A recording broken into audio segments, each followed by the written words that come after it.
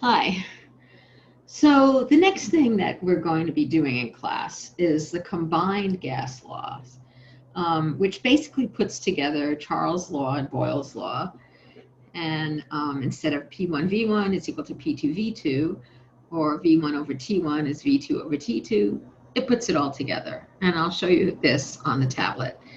But what I'm going to be focusing on is problem 3 from activity 1.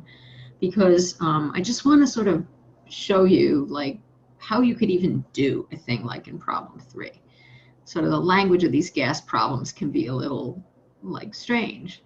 Like a gas is brought from this pressure to that pressure. Well, how do you bring a gas from one pressure to another? So I'm going to address that in the question. And then I hope I'll give you a little bit of like insight into sort of how to think about these problems and how to figure out if you're doing them right. Okay, so I'm going to go share my screen.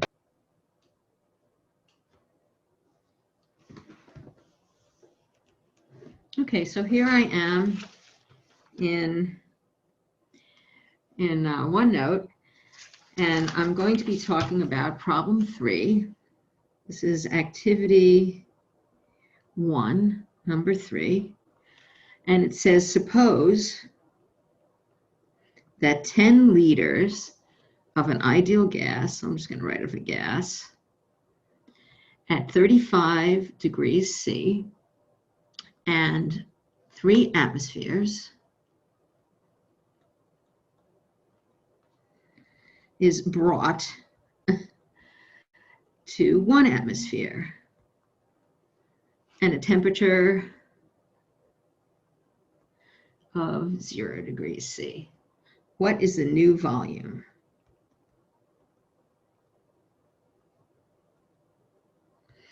Okay, so for this, basically we combine Boyle's law, and Boyle's law is the pressure-volume relationship, P1V1 is P2V2, and Charles's law, which is V1 over T1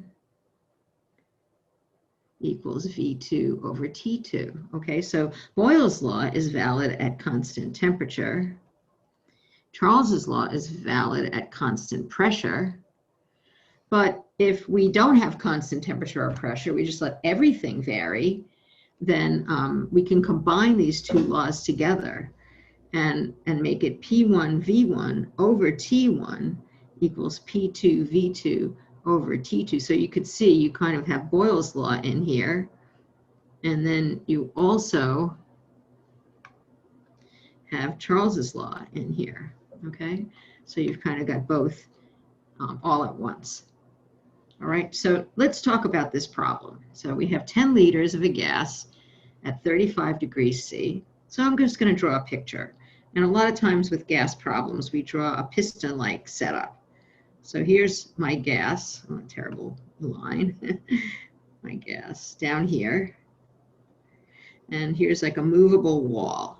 All right, so this wall can move up or down.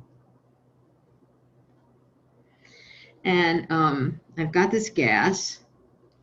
And now let's pretend that the atmospheric pressure is 1 atmosphere.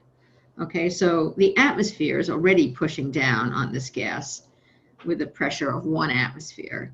So what I'm going to do to make it 3 atmospheres, because at the beginning of this problem it says 10 liters of gas at this temperature and 3 atmospheres. So to make it 3 atmospheres, let's say I put a big heavy brick,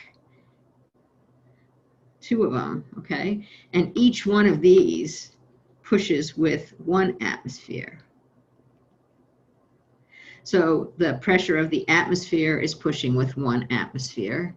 And then each brick is pushing with 1 atmosphere. And there's 2 of them.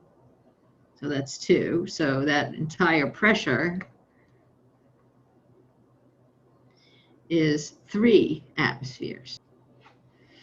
All right, so we're basically exerting 3 atmospheres of pressure on the outside of this gas.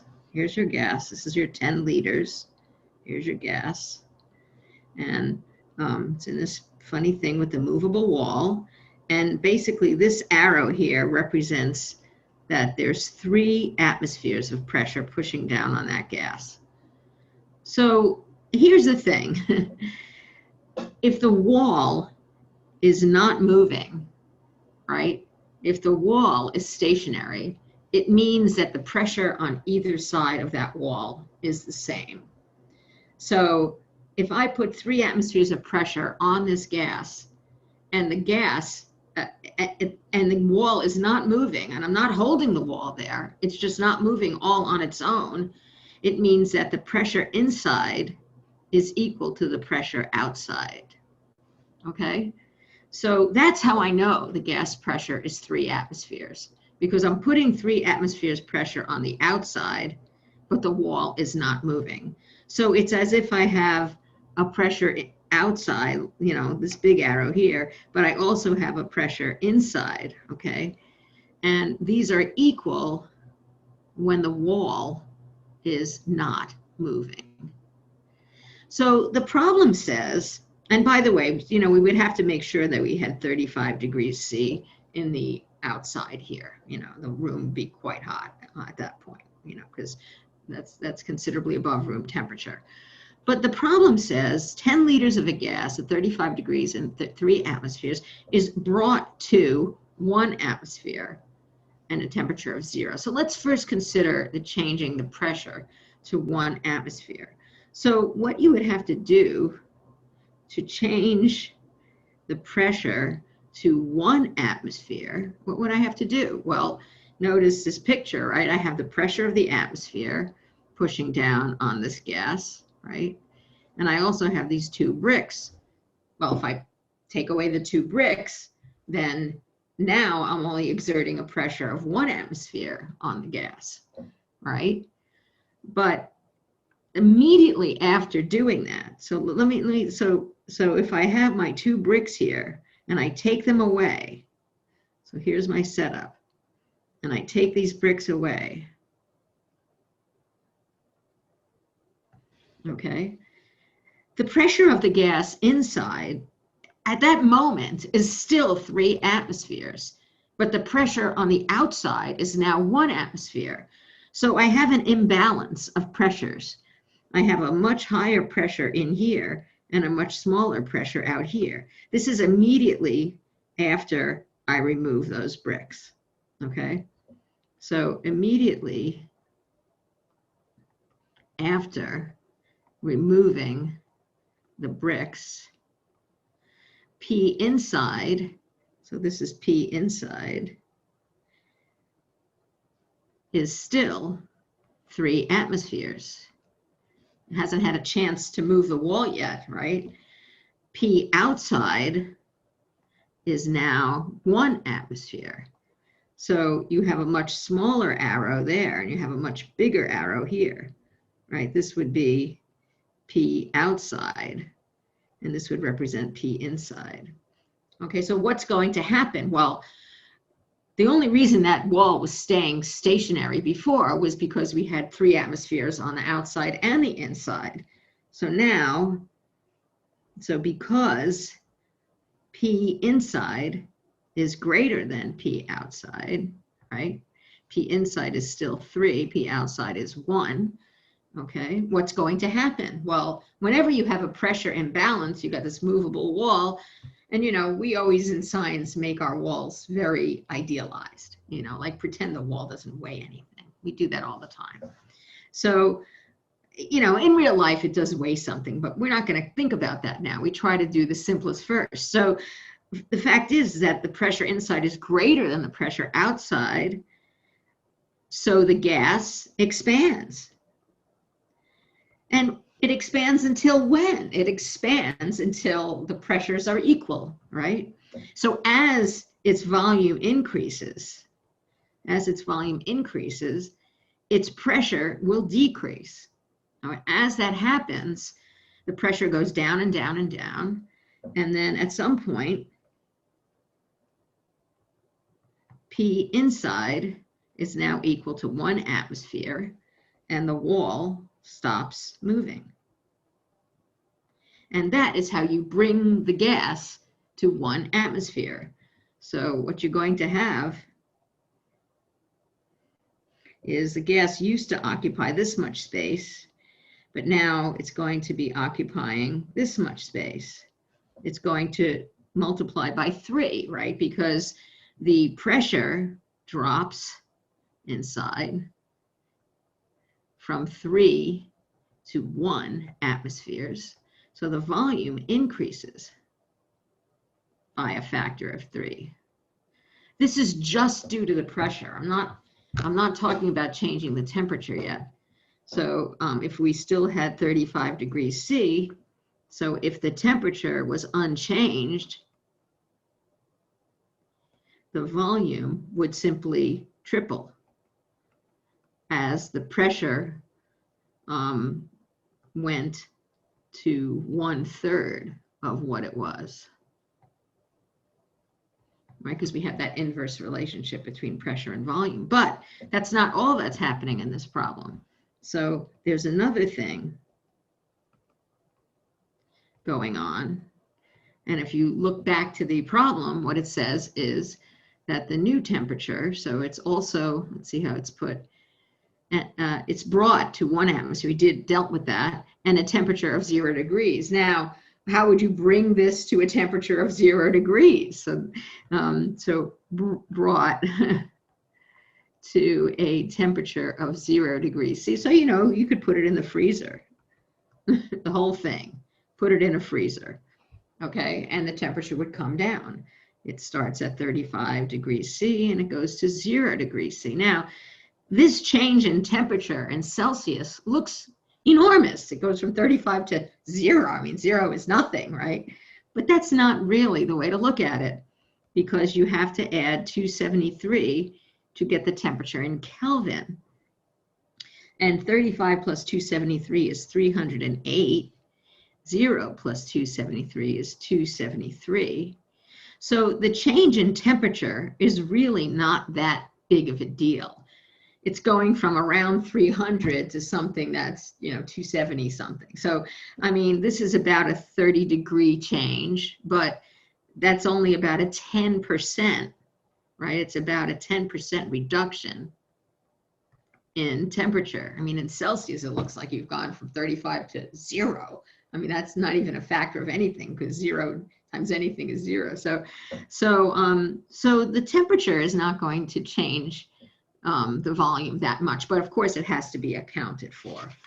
Okay, so basically what you're going to get is that the change in the pressure leads to a tripling of the volume, and a change in temperature leads to a slight, like a 10% drop in the volume. So instead of getting a tripling of the volume, you'll get a little less than a tripling of the volume. So if you look at this mathematically, you can always go and solve a problem mathematically and not think about it, but what if you make a mistake, So I think it's a good idea when you have a problem like this, you say, okay, well, what happened to the pressure? So we know the pressure went down by a factor of 3, so the volume should about go up by a factor of 3. Okay, now we figure out what happens to the temperature. The temperature went down a little, so it won't quite go up by a factor of 3. It'll go down a little less than a factor of 3, okay? So just keep it in mind the way this is supposed to go. I mean, the volume has got to get bigger, but it's not going to be quite a factor of 3. You could keep that in mind. Now, if you go and solve it the mathematical way, you'd say, okay, I'm just going to, let's see, solve for V2. So I'm going to divide both sides of my equation by P2. So these will cancel. And I'm going to multiply both sides of my equation by T2. So these guys will cancel. And now I've got an equation for V2 is T2 P1 V1 over P2 T1. And I could plug in these numbers, right? V2 is, so T2 was 273. P1 was 3. V1 was 10 liters. P2 was 1. And T1 was 308. And you know, I could plug and chug and put this in my calculator, and it'll come out to 26.6 liters.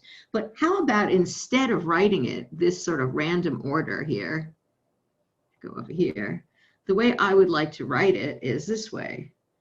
So I have a T2. I'm going to put the T1 underneath it. Okay.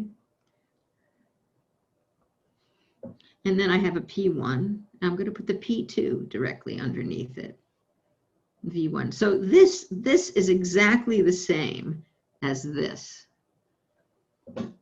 except that I have put the temperatures and pressures together. So now I can see that this will be 273 over 308 for the temperature ratio, 3.0 over 1.0 for the pressure ratio, all multiplied by 10 liters, okay? So you could see here, this is where you're getting your factor of 3 increase in, you know, in what's multiplied by 10 is going to be by a factor of 3. But this, if you take and you look at that, it's 0.883. So it's almost 0.9. It's about a little bit of a decrease, about a 10% decrease. So now you can kind of see, you know, that this number here that you get, 26.6, it makes perfect sense because it is not quite a tripling. It's a little bit less than a tripling. So if you think about the numbers before you just go randomly plugging them into the problem, you know, you might, you know, catch a mistake, and that would be a good thing.